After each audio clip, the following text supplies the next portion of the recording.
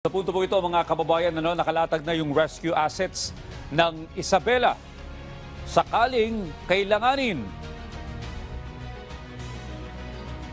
Sa pagtama ng bagyong Rising sa lalawigan, nasa linya po ng telepono si Merlito Edali Jr. ng Philippine Information Agency Isabela para sa detalye. Merlito, magandang gabi sa iyo.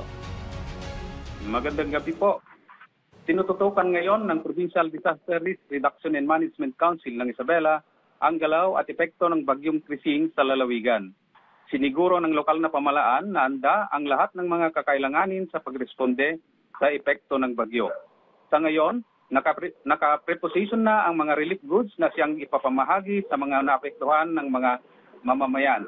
Una nang ibinaba ng konseho ang no fishing, no sailing at no swimming policy sa lalawigan maging ang liquor ban para masiguro ang kaligtasan ng bawat mamamayan. Nakahanda na rin ang mga rescue assets at personnel ng PDRRMC maging ang iba pang ahensya ng pamahalaan handang magsagawa ng paglilikas at pag-rescue kung kinakailangan.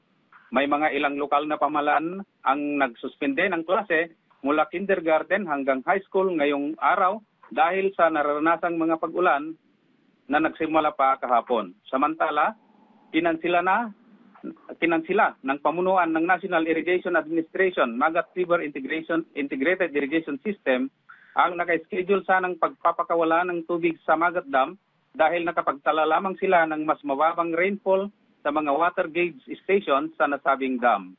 Gayunman, hindi pa rin inaalis ang posibilidad ng bahagyang pagbubukas o preemptive release sa susunod na oras o araw kung may mga pagbabago sa datos na kanilang minomonitor at ina-assess. Hinikayat ng pamunuan ng NIA Maris ang mga mamamayan na maging alerto sa galaw ng bagyo at ugaliing subaybayan ang kanilang mga abiso, maging ang kanilang Facebook page para sa kanilang impormasyon at kaligtasan.